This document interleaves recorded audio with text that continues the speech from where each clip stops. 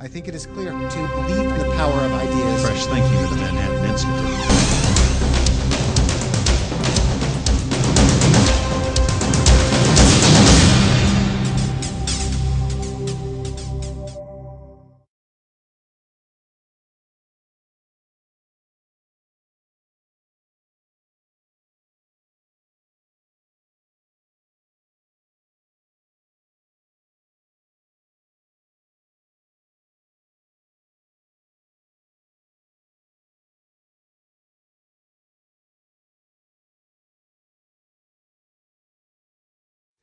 Well, thank you all for being here. My name is Michael Allegretti. I direct the Center for State and Local Leadership, organizing this conference, and it's an honor to have you here today, and of course, the governors who are in attendance.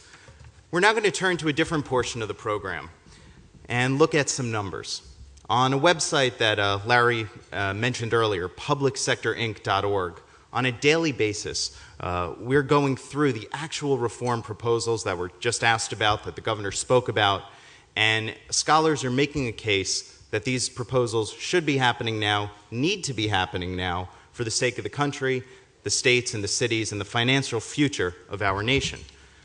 So we have these ideas, but we thought it absolutely critical to test them. We all in this room probably largely agree that they're the right thing to do, but what do the American people think? More importantly, how do we move this conversation beyond outlining the problem, lamenting what is wrong, to actual solutions? Just like Governor Walker, Governor Daniels, Governor Kasich, those handful of governors, they've put forth solutions, but how do we bring the rest of the country along? So to do so, we commissioned Doug Schoen. Doug, there he is, and we're going to bring him up in a moment.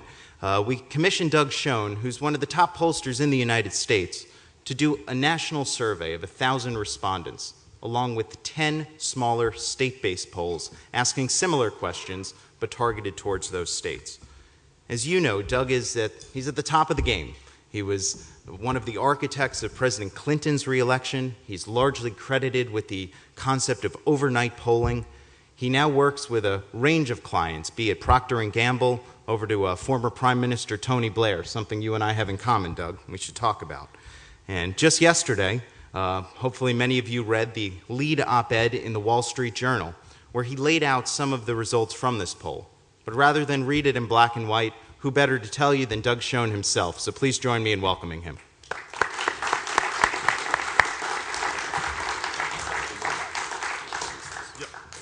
Well, I am very, very pleased to be here. And let me just, if I can, offer a little background along the lines that Michael did. One of the frustrations that I felt as I saw the fight over collective bargaining unfold earlier in the year was that there really wasn't a lot of polling information on the subject. And you know, we have extraordinary amounts of data on a daily basis on presidential approval, handling of the economy, how the Congress is doing, whatever. Numbers that now are more likely than not to be negative than positive, but I guess that's a presentation for another day. But that being said, what was surprising to me as I reviewed the data back in January and February was I really couldn't make sense of what people were thinking. I saw the fighting in Ohio and particularly Wisconsin, and I tried to understand in my own mind what voters believed. And I had a sense that there was an underlying set of attitudes that the media had yet to capture, or frankly, either political party. And while Michael was very kind about the political work that I've done in the past, let me be very clear. This survey research is not designed in any way to be advocacy. It is designed to be illustrative, representative, and analytical of public opinion. And I worked very hard, and Michael himself and the Manhattan Institute worked very hard, particularly Howard Husick, who I see to my left, to avoid being in a position where the research would be in some way questioned for a bias, either because I happen to be a Democrat or because the positions that MI has traditionally taken, while bipartisan, tend to be more to the right of the center than to the left. But that being said, I think you'll agree, or I hope you'll agree, that when I get through the data, you'll see that this is probably the first straightforward, hopefully unbiased analysis of public opinion on the whole issue of state finances, collective bargaining, and what voters, not only nationally, but in those 10 states, believe. We interviewed 1,000 voters in early August. We wanted to test knowledge of state budgetary issues, collective bargaining process, and the like. And we wanted to test various approaches to resolving the outstanding issues. We polled additionally in early September, I guess it was Florida, Illinois, Indiana, Michigan, Montana, North Carolina, New York, Ohio, Pennsylvania, and of course, Wisconsin. And again, we wanted to look in some detail at the same issues in those jurisdictions.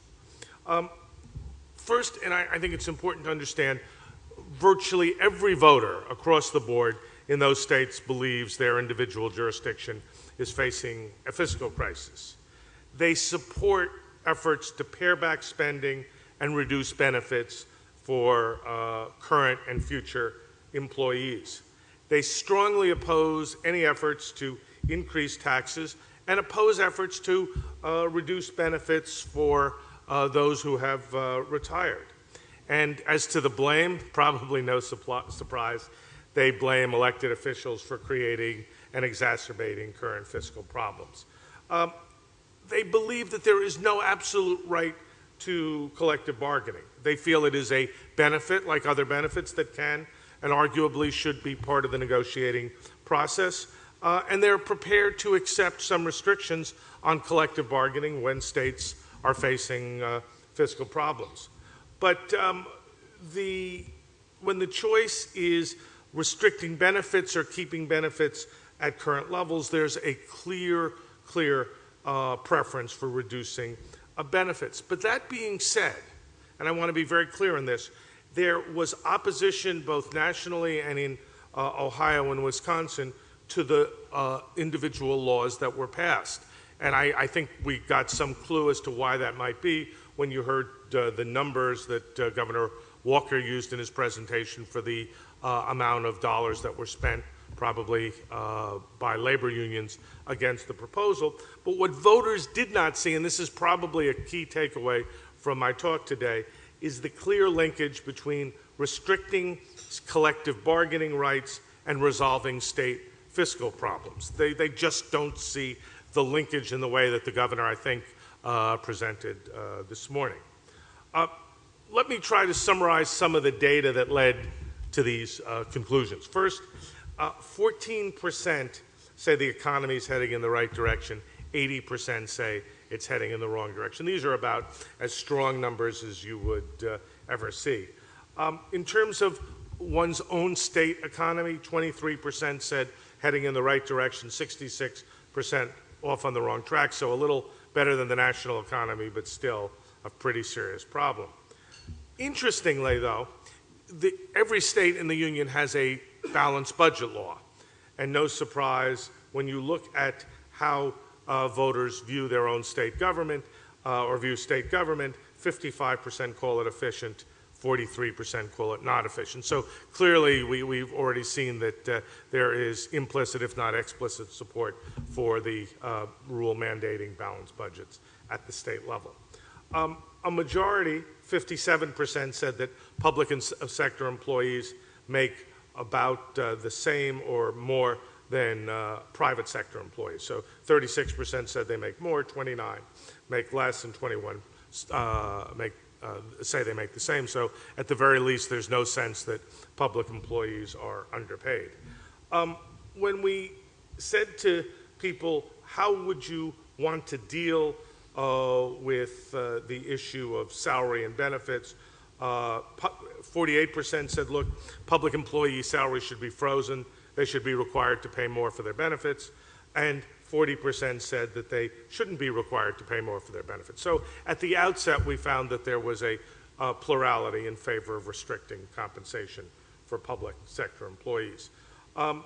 We then asked about health care. We said, look, if there are budget problems, should public employees have to pay more or not pay more? And by 57 to 38, people nationally said, yes, they should have to pay more. A solid majority, 60%, said that current public employees should have to contribute more towards their pension benefits. So you see 57% say they should pay more for health, 60% more for pension, a pretty clear consensus. Equally, 69% said that those who've retired should not have to pay. So we have what I think is a pretty clear policy view that close to 60% say current employees should have to give back some of their salary and benefits, and 69% say retirees should not. When we asked, well, if states didn't have enough money to pay for the salaries and benefits of current employees, would you be willing to have your taxes raised to be able to keep those compensation levels at current levels? And by 64 to 31, a resounding majority said no, they would not be willing to have their taxes raised. And if you look at the numbers across the board, Republicans by 84 to 14, Independents by 50 to 37, and even Democrats by 47 to 43 are saying no, we don't want our taxes raised. So you can see on this chart there's a clear bipartisan consensus against raising taxes to provide benefits for state and local employees. Wisconsin voters took a similar position by 61 to 35, rejecting tax increases, and Ohio voters rejected tax increases by 65 to 29. Now, interestingly enough, and I think this is something that bears some attention, voters would also not be willing to have social service programs cut so that salaries and benefits of current employees could be kept at the same level if states didn't have the money to pay for them. The implicit message here is, look, there's plenty of waste in government. There's plenty of fat in government, and there are probably too many public employees or too well compensated public employees. We believe we can maintain the social safety net without raising taxes, but by trimming back salaries and benefits of public employees. And my sense is that in this frame, the argument becomes a compelling one. Strong majorities in Wisconsin and Ohio opposed service cuts to keep public employee compensation at current levels. Wisconsin voters rejected the idea by 66 to 25, Ohio voters by 62 to 29. There you see the numbers for that set of questions. In terms of the state budget crisis, as I alluded to at the start, 78% say that their state faced a crisis this year. And when we said, how was the crisis resolved? 68% said it was spending cuts. So again, if you take the 68% that are opting for spending cuts as the way their budget crisis was resolved, and 55% saying state government is efficient, it's a pretty clear endorsement, if you will, of a more limited government or restricting the size of government as the approach to dealing with budget crises. Tax increases were next at 28%. 9% were still in a crisis, 16% weren't sure. But again, 2/3 or more said it was spending cuts. And when we said, who do you blame for these problems, for these large budget deficits? The top answer was elected officials making careless or self-serving decisions. So it's the elected officials themselves, and it's state government spending too much money next, but well below 48 versus 28, public employee benefits too high and unsustainable. And I'd make a couple of points about that. First, the level of anger at elected officials is remarkably high. Second, there's a sense that government is spending too much money, but that's only about a quarter of the electorate. And third, with public employee benefits being too high and unsustainable, it's not at the top of public consciousness yet. If you ask people about it, they'll tell you, yes, we think it's too high, but it is not their top volunteered reason. So in terms of a communications battle, I would say that the issue of the linkage between public employee pay and benefits and the fiscal crises still is not an issue that is firmly etched in the public mind. When we said, what's the best way to address the problem of states not being able to afford public employee salaries, immediately respondents said, cut government spending, 47, require current employees to contribute more at 31. Raising taxes was at 13. So there's a clear sense that it is the responsibility of either government to cut or public employees to pay more, not taxpayers to pay more dollars. And when you look across the board, even among self-described liberals, by 42 to 33, they say cut spending rather than raise taxes. Moderates, they want to cut spending 44 to 28 versus public employee salaries, and conservatives are almost equal, 49 cut spending, 43% require public employees to pay more. There are, I assume that none of them are here today, but 3% of conservatives, I did want to raise taxes. When we said what's least desirable, what's the least desirable way to try to address the problem of public employee benefits? 36% said taxes, raising taxes. The next was requiring public employees retired public employees to contribute more, and third was cutting government spending. So the least desirable way is to cut taxes, followed by asking those who are retired to pay more. And when you look across the board, for moderates and conservatives, it's raising taxes is least desirable. For liberals, it's cutting government spending. So look, there is certainly a constituency on the left, but I would tell you this is a country which has got probably, for every liberal, probably 2 conservatives, close to it.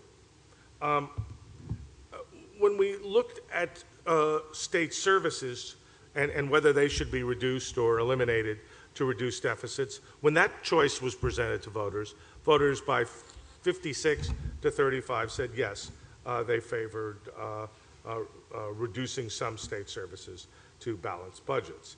And again, across the board, Republicans and independents were overwhelmingly close to 60% or more saying cut services. Liberals divided evenly.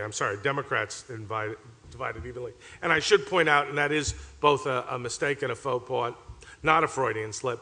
As a Democrat who is a moderate Democrat, it is not the case that all Democrats are liberals. And I say that notwithstanding the fact that the parties have polarized in recent days. There are a few of us left who believe that you can be fiscally prudent and still be a Democrat. Again, a conversation for another day. We then introduced the topic of collective bargaining. And we said collective bargaining is a process of negotiation between employers and labor union representatives aimed at reaching agreement that regulate working conditions and determining salaries and benefits. And again, we were trying here to be unbiased in how we described it. And we then said, which is closer to your view, that public employees should not bargain collectively and use the power of the group to restrict the delivery of services, or that negotiating through through unions, was better to secure better pay and better benefits. And by 50 to 42, people opted for the first option, which is that collective bargaining should be restricted or limited. And then when we said, who do you side with, public employees or state officials in disputes over collective bargaining? And despite the fact that state employees are blamed for the fiscal crisis, by 46 to 39, people side with state officials rather than the public employees. And when we talk about, just abstractly, do you favor restricting collective bargaining rules? By 53 to 41, people say, yep, we do favor restricting some collective bargaining rules. And in Wisconsin and Ohio, similarly, 53 to 45 in Wisconsin, we should restrict collective bargaining. And in Ohio, 60 to 36, we should restrict collective bargaining. And by 60 to 33, voters say collective bargaining is not a basic right. Rather, it's something that should be negotiated as part of the labor relations process. However, there is an issue which makes the opening speech you heard so important and so critical now. Because as Governor Walker's comments suggested, this is a fight that is far from won. And one of the questions you might ask at this point in the presentation is, well, you've suggested that people like collective bargaining and you've suggested that they want to rein in the size of government. What then is the problem? And I think probably the most important issue that I can underscore on that point is that voters by 56 to 33 said it was unclear how much money will actually be saved by limiting these rights. And only 33% said limiting collective bargaining will result in more reasonable benefits and help states close their budget gaps. So what I would tell you is, in the abstract, people understand that collective bargaining can and maybe should be restricted, but they have yet to see in the individual cases of Wisconsin and Ohio, and indeed nationally, that actually doing that will result in the savings that Governor Walker spoke about. 56% favor phasing out teacher tenure, 39% want to keep it. In terms of pensions, voters clearly want to change the nature of public employee retirement plans, opting for plans that resemble those found in the private sector to maintain benefit levels and improve finances. So when we say, you know, do you want to move employees from the existing defined benefit plan to a proposed defined contribution plan, overwhelmingly 69 to 17% favored moving to defined contributions. And again, support was across the board from 60% of liberals to 76% of conservatives, 76% of moderates, and 68% of conservatives. And in Wisconsin and Ohio, an identical 63% said that they favored making that shift. And again, when we look at public employees directly, by 41 to 13, voters say that the salary and benefits of public employees are too high for the work they do. 32% say they're about right. But there's a plurality saying that salaries of public employees are too high. There was also a clear consensus that firemen and police officers should have to be older than their 40s and 50s to collect pensions by 57 to 38% majority. On teachers getting a pension check before 65, there was even division, narrow plurality against, at 48 saying no, 47 saying yes. We did do a variety of individual case studies to look at a number of the issues that we've talked about already. We looked at those in our national survey who'd heard about what happened in Wisconsin, and those who'd heard in some detail by 52 to 40 sided with the governor, Republican governor, over the Democrats in the legislature. However, again, and I think this is critically important, when voters nationally were asked about the Wisconsin law, by 49 to 45, they said they opposed it. And in Wisconsin, when we look there, and this suggests that the governor may have his work cut out for him after January 3rd, voters in Wisconsin say they oppose the law by 52 to 45. And again, opposition is due in large measure because voters are unsure how collective bargaining impacts their state's fiscal health and the salaries and benefits of public employees. They think that the current system is too open-ended, but they're inclined to see public employee salaries and benefits reduced as the preferable way to improving their state's fiscal health rather than taking on the contentious issue of collective bargaining. And then when we ask in Wisconsin, how would limiting collective bargaining impact budgets, 47% say it would result in more reasonable benefits for public employees, and then 47% said it just isn't clear to us. So that message has not been clearly communicated or understood, maybe communicated but not understood. And then we said in Wisconsin, okay, what's more important, reforming public employee benefits or reforming collective bargaining? And by 43 to 28, they said reforming public employee benefits is more important than collective bargaining. And again, there's a disconnect between voters want, what voters say they want, which is savings and more efficient government, and what they think is the best way to achieve these goals, pension and benefit reform at the expense of collective bargaining reform. We see that voters are clearly in favor of repealing the type of work rules that are born out of the collective bargaining process and efforts to reform it. And again, when we looked at Ohio, we said, who did you support among those who happened to have heard about it? Nationally, 54-33, the Republican Governor John Kasich. But yet nationally, they opposed the Ohio law by 45-40, a similar finding that we saw about Wisconsin. And in Ohio, we found that voters opposed the law by 52-43. And like Wisconsin, opposition in Ohio can be attributed to voters' uncertainty about how collective bargaining impacts their state's fiscal health and how the salary and benefits of public employees are related to collective bargaining. Again, when we asked whether collective bargaining reform would impact the budget, 48% said it was unclear how it would do that. 38% say it would help save money and close budget deficits. And when in Ohio, we said, which is more important, collective bargaining reform or reforming employee benefits? By 59-17, they said reforming public employee benefits was more important. And again, we have the same disconnect in Ohio that we saw in Wisconsin between what voters want and the best way to achieve those goals. In New York State, 3/4 of New York voters approved of New York's strategy to address the budget crisis by cutting spending in most areas rather than raising taxes. 75-22 supported that.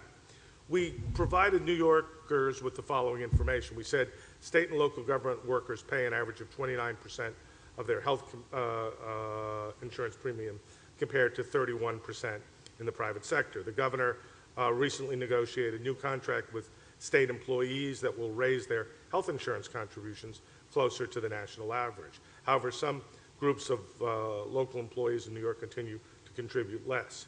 We asked New York voters if all public employees should be required to contribute as much to their health insurance as state government employees do, and by 61 to 29, the public agreed that all public employees should be required to contribute as much to their health insurance as state government employees do.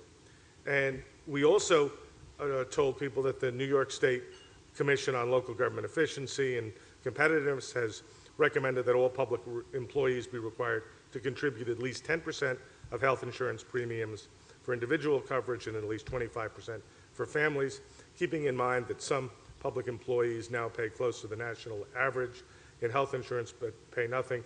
Would you favor this proposal or oppose it? And by 50-36, they favor the State Government Commission proposal to require at least 10% from individuals, 25% for family coverage.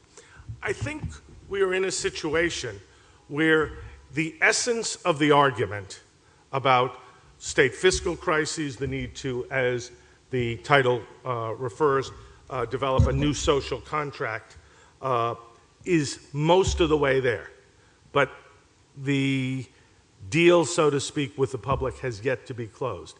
This is a public that is basically saying, we'd like to learn more, we'd like to know more, we understand what the frame of reference is, we just haven't been convinced that the proposed solutions will achieve the desired goal. Thank you very much for your patience.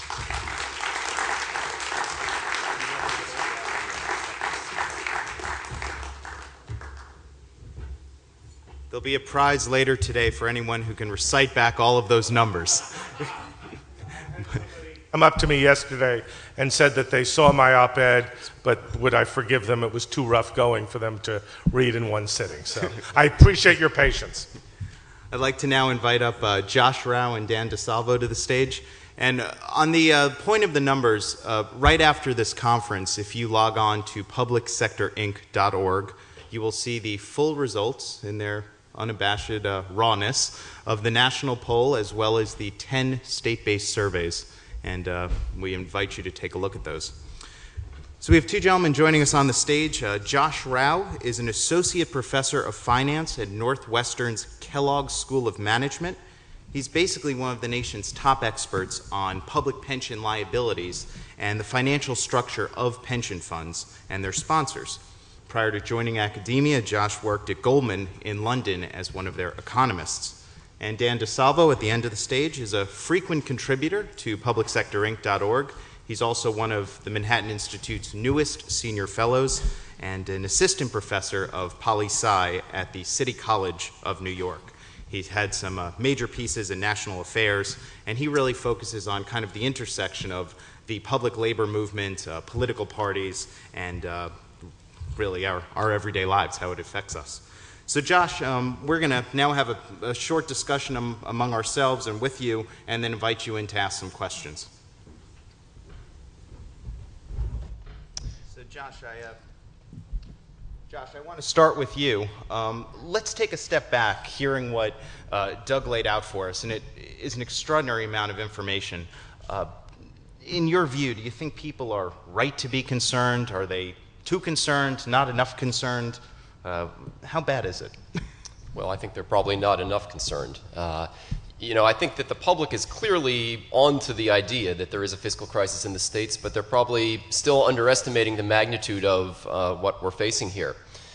State and local governments have racked up about $3 trillion of unfunded pension liabilities. This is off-balance sheet debt liabilities that are hidden, and it's basically like state and local governments have run up a $20,000 credit card on behalf of every household in the United States. Now, of course, it's concentrated more in some areas, so there's some places like the city of Chicago where that's $60,000.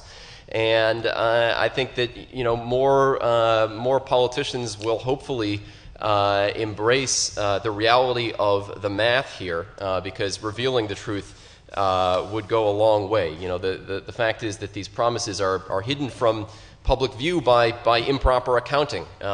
If I asked you if you'd be willing for free to insure my retirement account at an 8% guaranteed return, you would probably say no. And I think most taxpayers don't really realize that that's what they're doing, and that even the official numbers that they're seeing do not reflect that insurance that they're providing to public sector employees. And good luck earning 8% annualized returns in this environment. Now, I guess the last thing I'd say in response to your question is that taxpayers are going to feel big pain as a result of this. I don't see how this crisis can be resolved without either major spending cuts or major tax increases. I'll talk about some of the kinds of numbers that would be required if you wanted to have public employees pay for this by themselves. You'd be looking at asking them to contribute 40% of their pay to pensions alone. And so we're just not going to get there the whole way.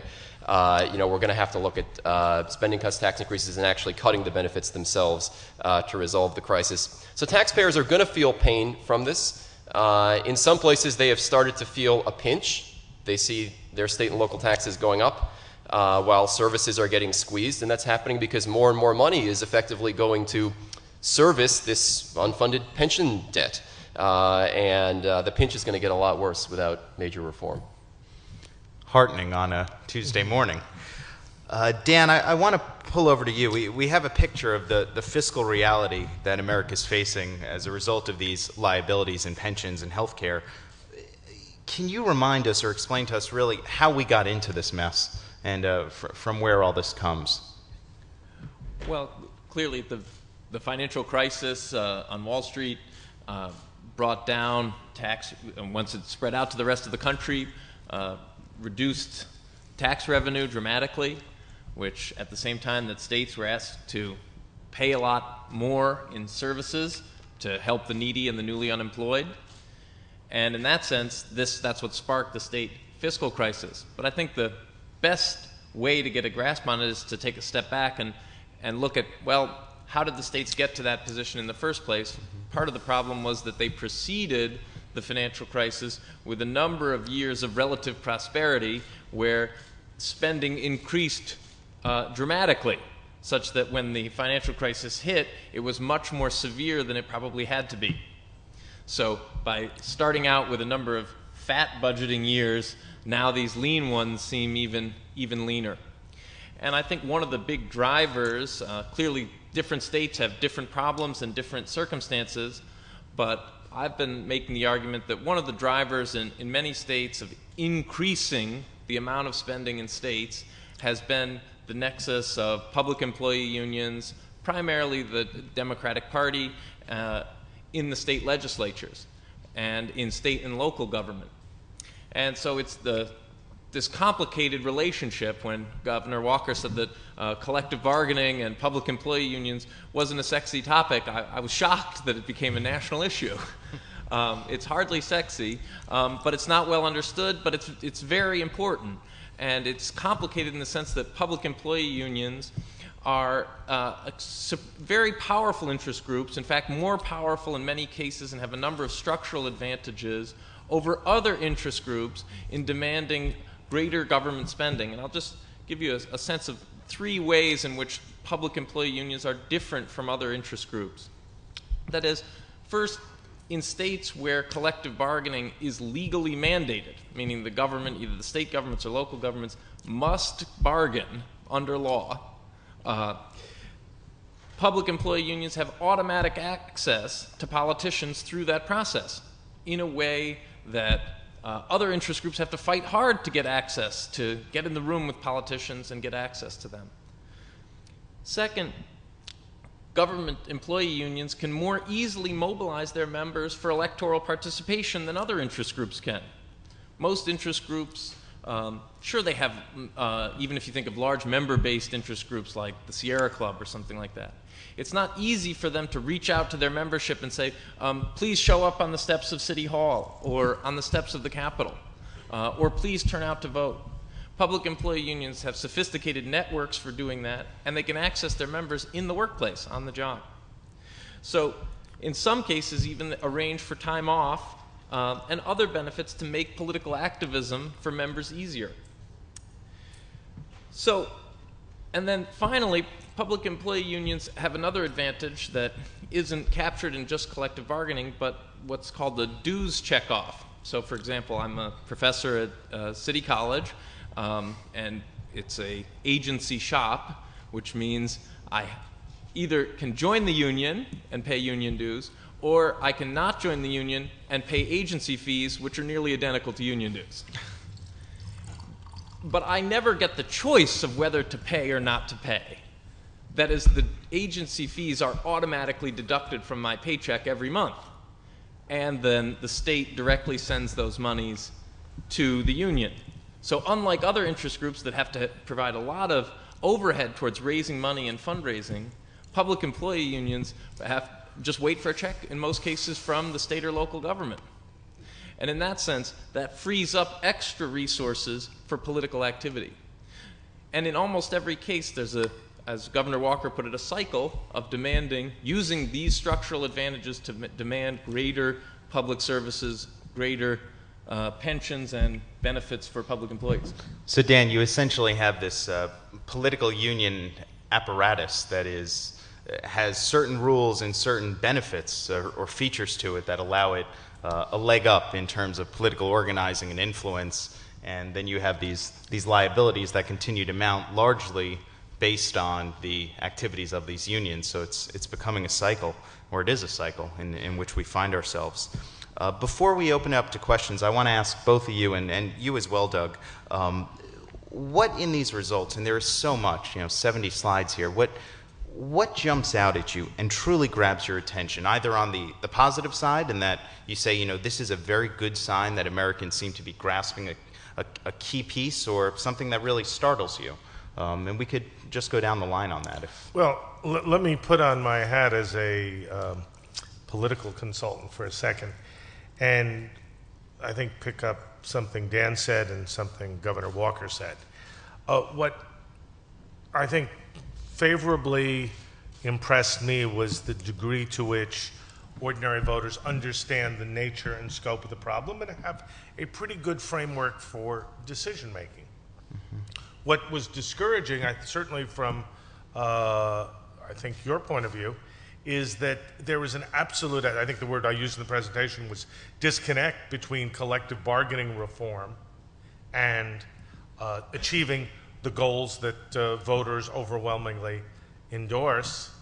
And I guess the third and sort of final point I'd make, Dan, on the issue you raised about the amount of money unions have, and the point Governor Walker made about not having the money to run a permanent campaign. As a professional political consultant, that provided really, to me, the missing link for why you could win most of the battles or virtually every battle and lose the war.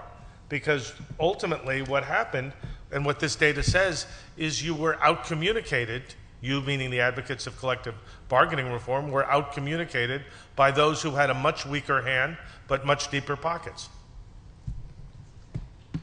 Well, a few remarks just in response to something that Doug said. I actually don't think that the public has a good framework for decision making at this point, because I think that the reality of the extent of the unfunded liabilities that state and local governments are facing is still not at the forefront. It's still actually being concealed by government accounting systems that are very convenient, I think, both for elected officials and for unions, and we need a reality, more of a reality tour there. Paul Ryan and Darrell Issa have sponsored a Public Employee Pension Transparency Act in Congress that would require state and local governments to just simply disclose the funding of pensions on a sound financial basis that is actually rooted in financial theory, not in wishful thinking. And we need more people embracing that. So that's just one remark. In terms of things that jumped out at in the poll, I thought it was interesting that 69% said that public sector retirees should not have to contribute more to pensions and health. Public sector retirees we're talking about here. So they feel that if you've already retired, the public sector employee should somehow be insulated. I'd just like to know how, because these polls are, one of the things they really reveal is what are some potentially politically feasible solutions. And I would really like to know how the public feels about cutting cost of living adjustments, because that is a measure that is actually currently being attempted, apparently with some degree of success, in Colorado and Minnesota and now in New Jersey. And those have very powerful cost-saving effects over the long run. They also hit public retirees very hard in inflationary environments. Interesting, I'd like to know how they feel about whether they would consider cutting cost of living adjustments something that would be off the table. The second thing that really jumped out in the survey was that 69% again favored moving all new public employees from defined benefit to defined contribution plans. 17% said no, so that's a quite resounding majority. And I think one thing that this is clearly reflecting is the fact that public sector defined benefit plans are really the instrument that have allowed this crisis at the state and local level to spiral out of control. You can say what you want about defined contribution plans. Under defined contribution plans, you couldn't have these problems of hidden debt. You couldn't wake up one morning and find out that through these systems, your government had racked up tens of thousands of dollars of debt on your behalf. And that's not to say the design of defined contribution plans can't be improved over the 401ks that one sees in the private sector in terms of fees and default options and things like that. But that cost transparency is a very, very strong argument, that cost transparency side of it. Now, what about the cost savings of moving to defined contribution plans? Well, our research shows you have unambiguous money saving for closing the plan to closing the DB plan to new workers, bringing new workers into a DC plan for 43 of the 50 states. For the remaining 7, it's actually ambiguous, and that's because many public sector workers in those states are currently not in Social Security. And it's an often forgotten fact that there are 6 million people, public sector workers in the U.S. who are not in Social Security. And the question that our research had to try to get to was, if you introduce 401ks for these public employees who would otherwise not be in Social Security, what are you going to do about that fact that they're not in Social Security? You're going to leave them without any source of annuitized wealth at all? Probably not. So, in our work, we found out that if you wanted to bring workers into Social Security, if you wanted to bring these workers in who were going to receive defined contribution plans, that if that had to be completely at taxpayer expense, one could end up spending more money, trying to close the DB plans to new workers and bring on DC plans plus Social Security than one would otherwise. And you can see that simply by realizing that Social Security costs 12.4% of pay. If the taxpayer would have to pick up the whole thing, perhaps, and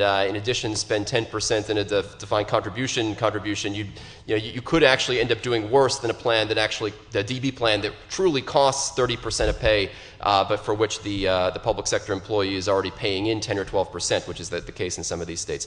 So I guess, in sum, if moving new public employees to DC plans is a politically feasible solution, then we should get people thinking about what the right way is to structure that, and also how to deal with this Social Security piece, and perhaps take advantage of an opportunity to do something that would have a positive effect on Social Security on the whole, because actually bringing public sector employees into that, although they're very resistant to it, would actually be a gain to taxpayers out of the states where these people are not in Social Security. Josh Barrow has written about this quite a bit. And we'll be hearing from Josh and others in our next panel, where we'll look at the construction of different options for pension plans.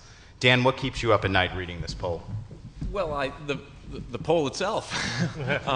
It's a long digesting poll. it over the weekend. It's a tremendous resource, and as Doug mentioned in his initial remarks, there's just been a dearth of polling on the issue of what the public knows, how they see a lot of these issues about pensions and healthcare and collective bargaining.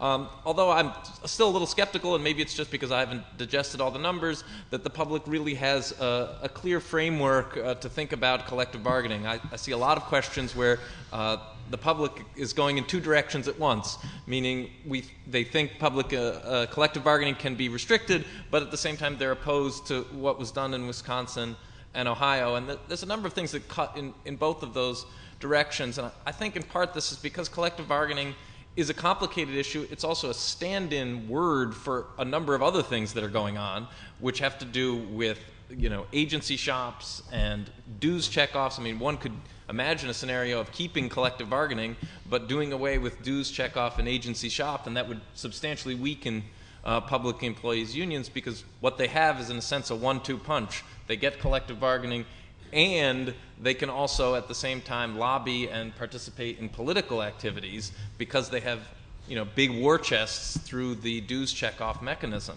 And I think a lot of that is not quite so well understood, that unlike, say, a private sector union, which only has one punch, which is in the collective bargaining process, a public sector union has the 1-2, which is both in collective bargaining and in greater political activity. So I guess at least my initial reaction is a bit of skepticism about how well this is understood, and if Governor Walker faces a recall election, he'll have to make some of these arguments. And he'll have to raise a lot of money from what we learned also this morning. We now have some time for your questions. Just a reminder, please, to your name, your affiliation, and now that we have a panel, if you can direct your question to one of the respondents. We'll start right over with Josh, and then start to work our way around the room. Good morning. I'm Josh Barrow. I'm a senior fellow with Manhattan Institute. I wanted to ask Doug a bit about the individual state results in the poll. You had a little bit in your presentation from 3 of the states. We actually, the poll covered 10 individual states. Right. And I was wondering if you could talk about what questions there was a lot of uniformity across the country on, and what there were big regional variations. One thing that was not very surprising to me is that people in Indiana seem much more satisfied with the their state government than people in Illinois. Yeah. But I think that's a very good point, Josh. For example, I'd say a couple of things, and the reason I'm probably a little bit more hopeful for the cause of reform than my 2 fellow panel members is really some of the other data we collected. If you look at the Illinois solution, it's rejected. People don't like what Pat Quinn did. If you look at what was done in Indiana, they do like what Mitch Daniels did. And my colleague, Carly Cooperman, who's here, looked at the numbers from, I think it was Montana, Carly, if I have it correct, and say that people were much less inclined to support more dramatic cuts simply because Montana has got a more healthy fiscal climate, and hence voters felt that there was less need for more substantial restrictions in compensation or cutting budgets. But I'd also go back to the last slide that I presented, the last case study, which is New York, which is the enormous level of support for the general approach that Governor Cuomo took. And the reason I say this is I want to avoid being in a position where I am either implicitly or explicitly saying, look, if you do what Republicans want, you'll be popular, and if you do what Democrats want, you'll be unpopular.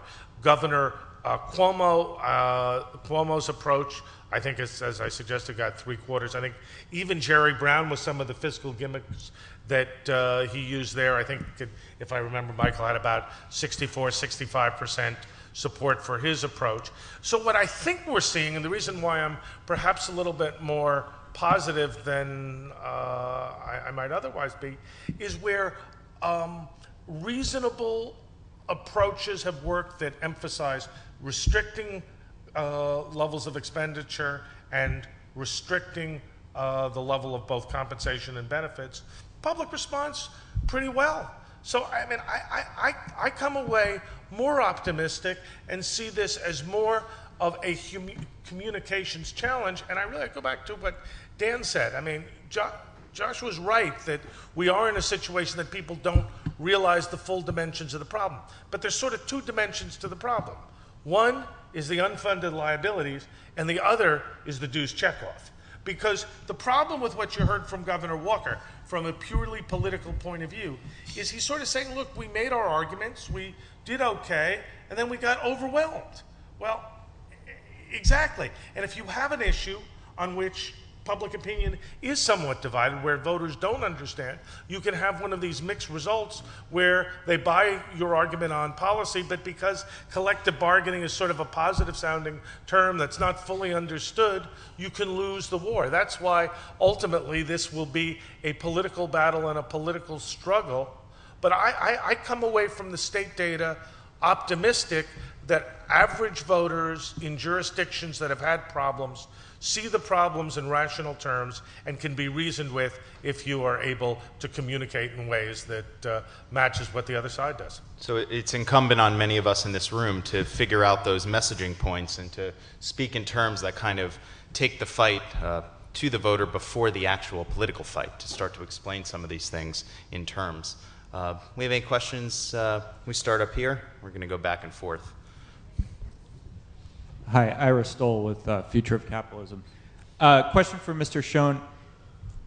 The tax questions seem to be just flat raise taxes. Could you speculate about how the results might change if you had phrased it the way we heard yesterday from President Obama, raise taxes on millionaires and billionaires, corporate jet owners, hedge fund managers? How might that have affected the results? Well, I think if you ask the average person whether they'd prefer taxes raised on them or on a hedge fund owner or a corporate jet owner, I think you know the answer, Mr. Stoll, as well as I do. What I've seen, having worked in the White House for a president who had to wrestle with the same issues, is while there is certainly strong visceral support for the idea of taxing the rich, it's something that in political communications tends to not work as well as it might in the polling laboratory. Moreover, when people are divided on a class basis, it also tends to be less effective. And one other point, what I see here is an unabashed rejection of tax increases, and we looked at a variety of tax increases in some data that I didn't present because Michael suggested that he didn't really think, as interesting as the poll was, it was worth me taking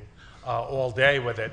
But bottom line, voters were pretty clear in rejecting an increase in income taxes, property taxes, and sales tax. And I think the tax they were most willing to raise, if I remember, was sales taxes. That's correct. And so I guess what I would say is that if there was a special initiative to try to get state finances under control by just taxing millionaires and billionaires and hedge fund owners, I don't think it would work, and I think there's been recognition from a Democratic governor and an independent mayor in New York City that if you put an undue burden on the wealthiest, that you might not achieve your purpose. You might drive them out of state. So those are some reactions. Mm-hmm. Gentleman in the middle. Herb London, Hudson Institute, Manhattan Institute. Doug, I wonder if you could distinguish between the municipal employees that you made reference to in this poll, For example, I wonder how the public would respond if you talked about police officers and firemen as opposed to teachers and hospital workers. You know, we didn't do that, Herb, in any great detail. However, the Wisconsin law, if I remember correctly, and please correct me if I'm wrong, included firefighters and police, and I think the Wisconsin law did not. The Ohio law. I'm sorry, the Ohio law did include them, the Wisconsin law did not. And my sense of it was that the Ohio numbers were a little better than the Wisconsin numbers, though statistically, I think they fell within the margin of error. Put another way, and I think this gets back to a point Dan DiSalvo made, there is enough uncertainty about what's going on that even though it was seemingly a tougher law in Ohio, I think that point was not really divined by the public when they came either in the states or nationally to assess the issues. We have time for a few more. Sir? John Fitzpatrick, I'm a financial advisor at Morgan Stanley Smith Barney. My question is to Joshua. When you mentioned at the beginning of your presentation, it kind of spun my head around $3 trillion in unfunded pension liabilities. How in the world does the private sector taxpayer, any taxpayer, accept this? And how can you not have public employees either accepting less, almost like GM employees, or how do you tax us, you know, to levels that are completely unacceptable, especially watching Doug's presentation? Well, I think the GM comparison is very apt. I mean, just like the Detroit car companies became sort of, you know, small car companies struggling under the burden of being enormous pension providers, the same is going on with state and local governments. In terms of what can happen, you know, unfortunately, there's no one solution that's going to deal with a problem of that magnitude. I think, you know, one of the solutions that has had potentially the biggest impact are these cost of living adjustment cuts. You know, if you eliminate a 3% cost of living adjustment, I mean, just to give an example, you know, in the typical case, that would, you know, take care of 35 or 40% of the unfunded liability right there. Now, that is something that I was surprised that in Colorado, Minnesota, New Jersey, that these, I mean, they have been legally, they have been fought, but I was surprised that that these were able to go through, given what it means in terms of a hit to spending power for the actual recipients of these. So, but I definitely think that's one place to look, and I'd like to know more about what public opinion has to say on that front. Yeah, I mean, it's a situation, you know, when you've run up a large debt and you look back and ask, how are we going to pay for it? I mean, you have to look at all of the options. And I think it's going to have to be all of these options that are being considered: spending cuts, tax increases, increases in employee contributions, and possibly you know, reductions in cost of living adjustments for retirees. You put all that together, and we can make some progress. Josh, I sense that you would like us to do another poll that includes the cost of living adjustment question. Good idea. In the corner up here, Jacqueline. Sean Filer with Equinox Partners. My question also is for you, Josh. You started your comments by focusing on the accounting standards and then came back and revisited them as the inaccuracy of the way in which the accounts are presented is really somehow the root of the problem. And that's, you know, not a polling question. I don't know how many people, if you polled GASB as the problem, I think you'd probably get a pretty low result. So the question is about GASB. Given that it is obviously already politicized, given the standards that they've promulgated and the states are using, how can we politicize or fix GASB in a way such that they aren't, you know, the number one on your hit list for the cause of this problem? Mm-hmm. Well, you know, that's a great question, and you know, to sum up one point, I mean, you know, the reason that GASB and DB pensions have been the instrument that's gotten us into this is because all this time, for decades, state and local governments have been pretending that they're running budgets that are close to balanced. But in fact, they've been running very, very large deficits through the pension system. And that's because these Government Accounting Standards Board, GASB rules, have allowed them.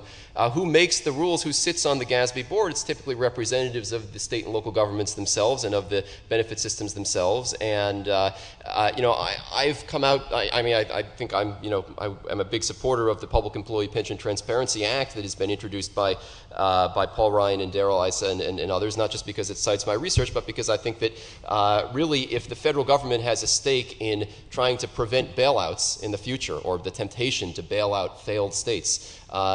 They need to get involved in the accounting as well, and I think that kind of act where they're really only asking for disclosure. It's not the case that they're going to be reaching in or requiring states to fund in certain ways. So I think a federal role for disclosure is warranted here, especially since federal taxpayers may be on the line, on the hook down the line if these problems aren't corrected. All right. Anyone in the middle of the room? The gentleman back. My name is Roger Moak. I'm an arbitrator here in the city. My question is to focus on, for the whole panel, to focus on what Doug referred to as the disconnect between the view that there's a problem, but collective bargaining isn't a problem, but the excessive spending is. Is there do any of you have any insight as to how that disconnect can get reconnected? Is it just a matter of spending money on TV ads? Mm-hmm. Well, let me be presumptuous enough to try to offer an answer as a political consultant, and then obviously my colleagues from their own perspective will probably offer more thoughtful answers. To me, the profound mistake of people like Governor Walker from a political point of view, and I'm speaking politically, not substantively, is that they have not taken the overarching support for fiscal reform and used that as a way of selling collective bargaining. What's happened in the political debate is, rather than selling fiscal reform, fiscal crisis, and also something else, fiscal benefit, substantive benefit, we can protect social programs. I heard a little of this from Governor Walker this morning, to be fair. But in terms of the public communications during January, February, and March, and I say this as a Fox contributor who heard a lot of it, it was all about collective bargaining.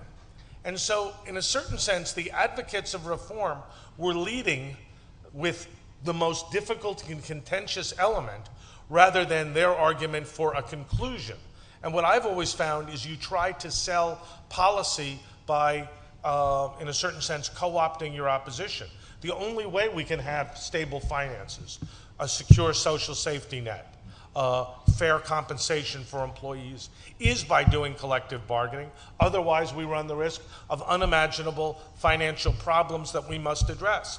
So to my way of thinking, the communications has been done in a way that's not ideal, and at a certain level, it is levels of dollars, because if you're overwhelmed by an activated liberal base who understands what they're doing and are outspending you 2 or 3 to 1, you probably will get a less desirable result than if you message better and are able to communicate at similar levels. But if I could interject, I think that the question begs, did Governor Walker get the less desirable result? He ultimately got this through. And it's still yet to be written what his political future will be. Well, I was going to say, Michael, we will know in a few months if he is recalled, and if he faces a recall vote. One thing's for sure, we'll get what is very rare in politics, a definitive answer to a specific question. Great. Dan, do you have anything on this? This is your domain. I would also just add and in part make a connection in many states between the defined benefit pensions and collective bargaining negotiations, as I think, in fairness to the public, these are obscure issues. Collective bargaining is usually done as something that's private, that's obscure, and people don't see collective bargaining as when you look at the poll numbers, as determining wages, benefits, and working conditions. And they say, well, we want to change the pension and health care things, but we don't want to touch collective bargaining. Well, the two are so, it's interesting that there's such a disconnect there, because that's in fact where they are determined. And for both the public employee unions, who often couldn't push up wages in negotiations because those are factored into current budgets, they could say, well, give us a pension sweetener and that will, that's going to be in some off budget, as Josh mentioned, and down the line, and politicians like that deal because they say, well, that will come due on someone else's watch. We can continue to provide greater services in the here and now without paying for them. So I think that it's an obscure connection because I think most voters, it's hard for them to understand what a defined benefit pension plan is exactly and what the kind of sweeteners can be as to terms of retirement and so on. But I'd say that obscure nexus is that connection's not being made. I'll just add, my one hope that something could really happen would be if more Democrats got on board with the notion that is actually being realized in California now, that these, this improper recognition of this debt is crowding out spending on other things that they would like to be doing. Jeff Adachi, he's a political figure in San Francisco, was the public defender, and noticed that, hey, in San Francisco, more and more money is going to pay pensions, not to my office to defend people who need defending. And others in California, David Crane is a Democrat who worked with Arnold Schwarzenegger. So I think if more people on that, if we could convince more people on that side of the aisle that this is an important issue, I think given the traditional relationships that Democrats have had with unions, I think that there's some hope for progress there. Josh, I'm really happy you brought up the example of Jeff Adachi. I commend you to look at the San Francisco Examiner. Just follow this man a bit. He is launching a campaign for mayor predicated on this issue. It's somewhat astounding. A liberal Democrat who's saying we need pension reform based on this argument of crowd out, the idea that so much money is going towards pension liabilities that all of these other services are not getting taken care of. We have time for two more questions, one up here, and then we'll go in the middle. Byron Ween, Blackstone. Doug, this is a question for you. In doing this survey, what were the surprises? What were the things that the revelations that you uncovered? Because as I looked at it, you would expect everybody thinks that pension benefits are too generous, perhaps, but they're not willing to pay more taxes, and they're not willing to suffer a decline in services. So where were the surprises in the polling data? I would begin, Byron, with the politics. As we began the study, I read about how Governor Kasich in Ohio was prepared to try to meet to avoid, the referendum to repeal the bill. And I saw that there had been, 2 of 6 state senators recalled, and Governor Walker was at least trying to do what he could to avoid the recall. So I said to myself when I began the research, there's got to be what I've referred to as a disconnect in the data. And the disconnect is that I think there's a good chance, if you look at this data, that it could be a very tough fight for both Proposition 5 in Ohio and for Governor Walker in Wisconsin.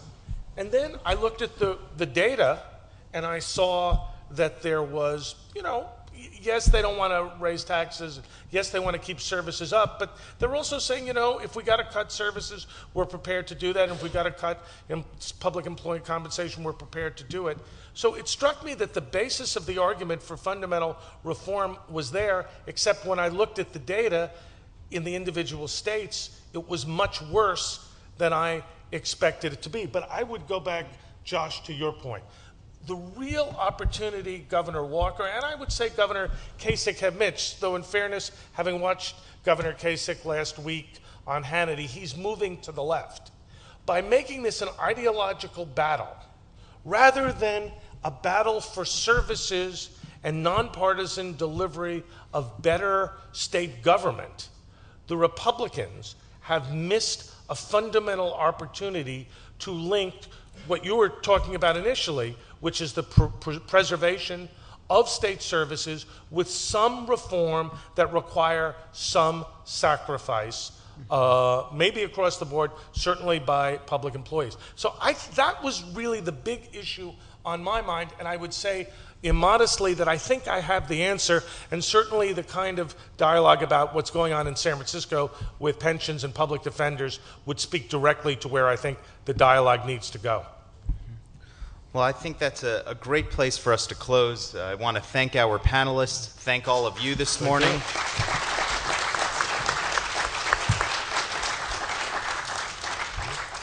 And again, you can see the polling data, each and every one of these questions online at publicsectorinc.org. We're now going to take a 15-minute break, and then my colleague Howard Husick will come up to introduce our next panel at 10:45. Thank you. I think it is clear how fortunate we are to believe in the power of ideas. Supply the common sense and the fresh thinking of the Manhattan Institute.